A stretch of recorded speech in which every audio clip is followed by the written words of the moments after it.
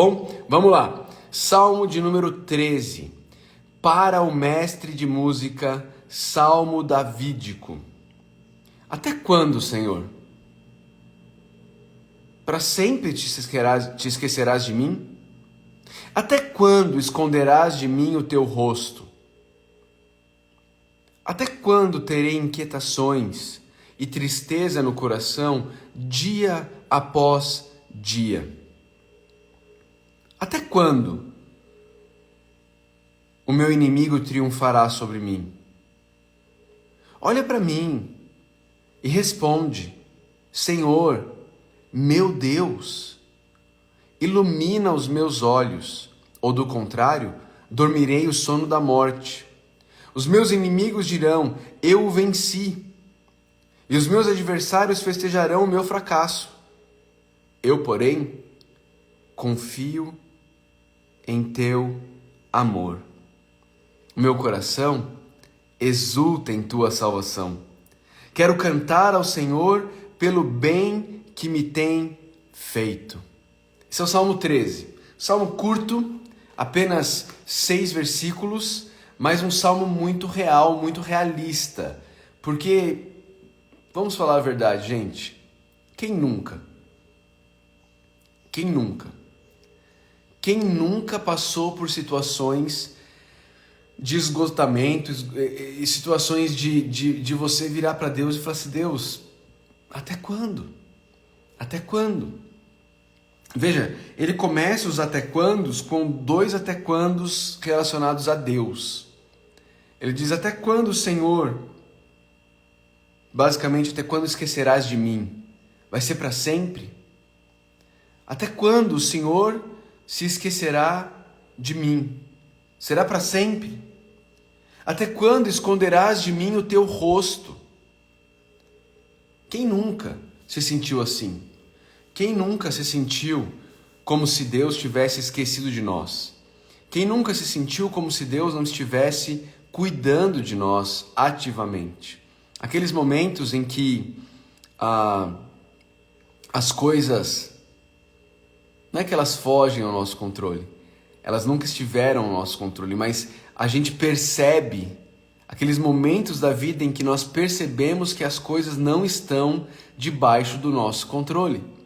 Nesses momentos em que a gente não tem resposta para as coisas, doenças sem diagnósticos, são momentos em que a gente questiona: até quando? Até quando o Senhor se esquecerá de mim? Até quando esconderás de mim o teu rosto? Depois ele começa a questionar em relação às circunstâncias. E ele revela quais são as circunstâncias dele. Ele diz assim: até quando terei inquietações? Até quando o meu coração, até quando desculpa, gente. Até quando terei inquietações? Até quando tristeza no coração dia após dia? Qual seria o diagnóstico do salmista hoje? Se o salmista vivesse hoje, qual seria o diagnóstico dele? Me parece bem claro, né? Um coração inquieto e com tristeza dia após dia. Eu suponho que o salmista seria diagnosticado por muitos com transtorno bipolar e depressão. Um coração inquieto e tristeza dia após dia. E ele ora ao Senhor e ele se pergunta: até quando? Até quando?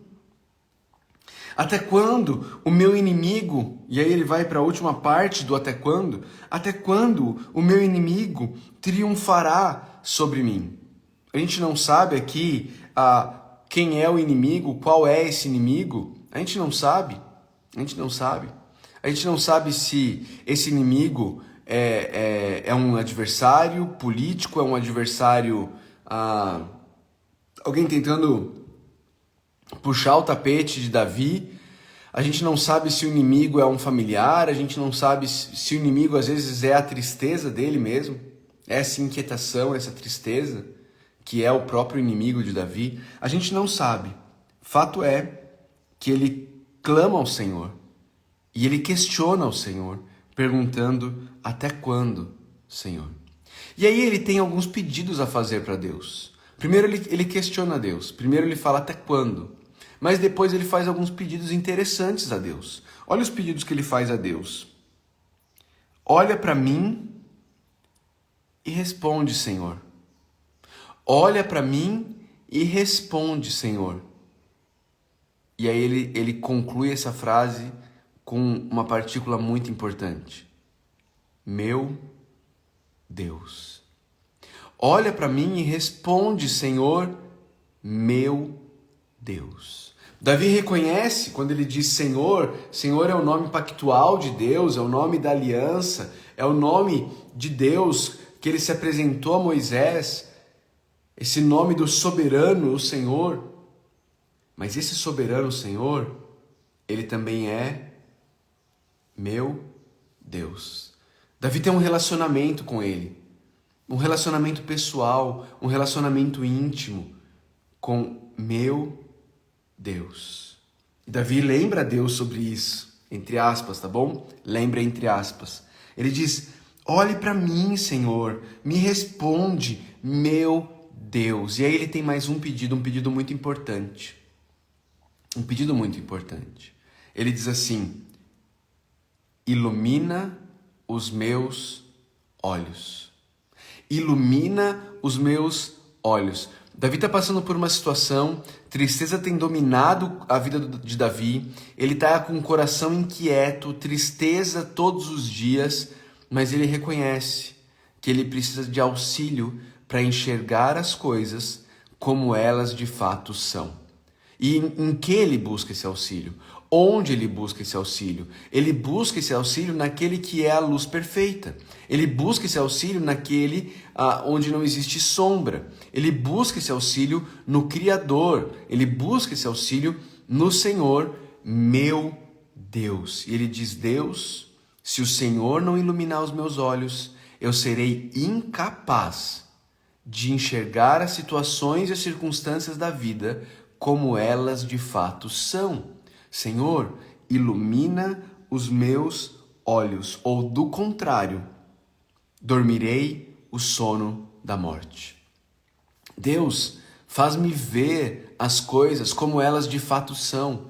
Abre os meus olhos, me ajuda a ver as coisas, enxergar o mundo, enxergar a vida, enxergar as circunstâncias de acordo com a verdade que é o Senhor.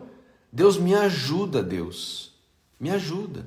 Queridos, como é comum eu e você termos visões distorcidas da realidade. A nossa tristeza faz isso com a gente. As nossas angústias fazem isso com a gente. Dona Loriete nos lembrou ali, as nossas ansiedades fazem isso conosco. Fazem isso conosco. A gente começa a enxergar a vida de uma maneira distorcida. A gente começa a se perguntar dos e sis. E a gente vai vendo um mundo tenebroso, onde só dá vontade de ficar na cama, onde não dá vontade de sair de casa, onde não dá vontade de fazer mais nada. A gente precisa que os nossos olhos sejam iluminados. E o próprio salmista nos diz que a palavra de Deus, ela é lâmpada para os nossos pés e ela é luz para os nossos caminhos. Irmãos, clamemos a Deus. Deus, ilumina os nossos olhos. E então, depois de termos orado, Deus ilumina nossos olhos, vamos para a palavra de Deus. Busquemos na palavra de Deus a luz que vai iluminar o nosso caminho. Façamos da palavra de Deus os óculos através dos quais nós vamos enxergar a vida com a luz da palavra, a luz que ilumina o nosso caminho. Nós não podemos olhar a vida, enxergar a vida com os nossos próprios óculos, com as nossas próprias lentes, com lentes moldadas e forjadas pelo humanismo, pelo secularismo, pela visão de mundo de pessoas que desconhecem a Deus, pela visão de mundo daqueles que vivem essa vida como se Deus não existisse. É o dilema de Salomão em Eclesiastes. Ele vai analisar a vida lá em Eclesiastes como se a vida só houvesse nessa vida o que existe debaixo do sol. Ou seja, sem Deus. E quando uma vida existe sem Deus, uma vida onde nós não levamos Deus em consideração, em que Deus não está nas circunstâncias, em que Deus não está na equação, a vida não faz sentido. A vida é cheia de tristeza. A vida é, como o salmista relatou no versículo 2, até quando terei inquietações e tristeza no coração dia após dia? Onde a gente não coloca Deus na equação, quando a vida é apenas a matéria, quando a vida é apenas o que está aqui, a vida não faz sentido. A vida é uma vida de tristeza. Domingo, lá na igreja, na pregação, eu sugeri um teste aos irmãos, para que os irmãos descobrissem se eles têm sido materialistas ou não. Eu falei, primeiro, você ora? Você ora? É como você descobre se você vive como se Deus existisse ou não. Você ora, eu não estou falando só das orações de refeição, né? Ah, Senhor, obrigado pelo alimento, que Deus abençoe, em nome de Jesus, amém. Não, oração de relacionamento com Deus. Você ora, você coloca diante de Deus as suas necessidades, você fala com Ele, você abre seu coração para Ele, como o salmista está abrindo. Ele é o seu Deus. Ele é o seu Deus pessoal, íntimo. Segundo, se você ora, as suas orações, elas são sobre a sua saúde, o seu emprego, a tia que está com a unha encravada, elas se resumem a isso, ou isso é uma parte das suas orações, mas uma parte muito maior das suas orações é você abrindo o seu coração para Deus. É você falando das suas inquietudes, falando das suas necessidades, falando dos seus dilemas, da sua falta de fé muitas vezes, da sua ansiedade, da sua tristeza, da sua dor, dos seus desejos. Como são as suas orações? Do que você fala com Deus? As suas orações se resumem a questões materiais. Se sim, você é um materialista, vivendo como se o mundo só existisse o que existe debaixo do céu. O salmista está orando ao Senhor e dizendo, meu Deus, ilumina os meus olhos, para que eu veja o mundo do jeito que ele realmente é, do jeito que o Senhor o vê, do jeito que o Senhor o fez. Do contrário, eu dormirei o sono da morte. E aí ele termina o salmo dizendo, quando os olhos dele são abertos, ele diz, eu, porém, confio em teu amor. Qual que é a palavrinha amor aqui, pessoal? Qual é a palavrinha amor aqui? Eu, porém, confio em teu amor. Eu, porém, confio em teu amor. O amor leal de Deus, o Hesed de Deus. Priscila colocou aí. O Hesed de Deus. O amor leal de Deus que faz com que Deus permaneça leal e fiel à aliança dele conosco, mesmo quando eu e você somos infiéis, desleais para com a aliança que fizemos com Deus. O amor leal de Deus, o Hesed de Deus, é o que garante a bondade e a misericórdia de Deus sobre a minha e a sua vida, mesmo comigo e com você, muitas vezes sendo desleais com Deus. Eu, porém, confio em teu amor. Quando nossos olhos são abertos, quando a gente se torna capaz de enxergar o mundo com as lentes de Deus, com as lentes que Deus nos deu, com a lâmpada dos pés que Deus nos deu, com a luz para o caminho que Deus nos deu, aí sim a gente é capaz agora de confiar em Deus. Confiar no amor de Deus, e não apenas confiar no amor de Deus, mas exultar. Lembra dessa palavrinha exultar? Lembra dessa palavrinha exultar? É aquele... Lembra? Tô aqui com a camiseta de time. Aquilo que eu falei para vocês alguns dias atrás. Essa palavrinha exultar. Hoje, na nossa sociedade, o lugar onde eu vejo ela acontecer de maneira mais efusiva é num campo de futebol. A maneira como as pessoas torcem pelos seus times. Gritando, pulando, festejando, alegres. A igreja deveria fazer as torcidas organizadas passar vergonha pela maneira como a igreja torce, como a igreja louva, como a igreja canta. Mas muitas vezes é a igreja que passa vergonha, porque a gente canta de maneira discreta. A gente canta de maneira... Aqueles que cantam, tem gente que vai na igreja e fica assim. Eu desconfio de crente que não canta.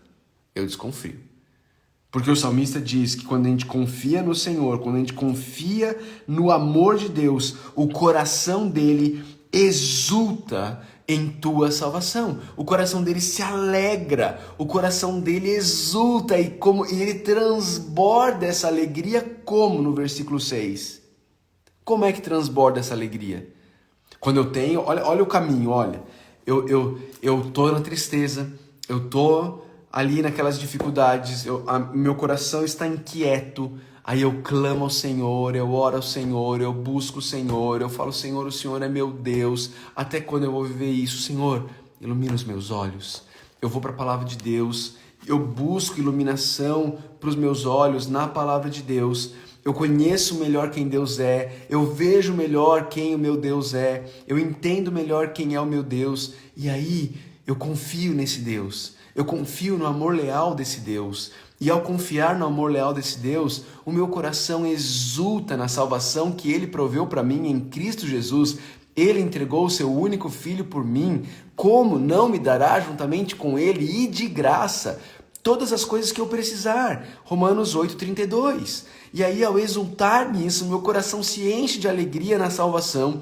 E a consequência dessa alegria é o versículo 6. Agora eu quero cantar ao Senhor pelo bem que me tem feito. Eu quero cantar. Todo esse processo desemboca em adoração. Todo esse processo desemboca em louvor a Deus. Todo esse processo desemboca em eu quero transbordar a confiança, transbordar a alegria em louvor cantado ao meu Deus. Eu preciso fazer isso, eu quero fazer isso. Por quê? Porque eu sirvo a esse Deus cujo amor é leal. Eu sirvo a esse Deus que me salvou na cruz do Calvário em Jesus Cristo. Por isso eu quero cantar. Olha que diferença. Da depressão à adoração. Da depressão à adoração. Quando eu peço a Deus que ilumine os meus olhos, quando eu passo a enxergar o mundo à luz das lentes da palavra de Deus, quando eu começo a enxergar o mundo pelas lentes de Deus, eu conheço Deus melhor, eu confio no amor leal de Deus, eu exulto na salvação de Deus e eu termino adorando, cantando louvores ao meu Deus, cantando louvores ao meu Deus. É isso, queridos. Esse é o caminho da depressão à adoração. Que Deus nos ajude, nos dias da noite escura da alma. Pedirmos ao Senhor, Deus, em meio à noite escura da minha alma, ilumina os meus olhos. E aí, irmos para a palavra, onde Deus já nos deu a luz, para que isso possa acontecer.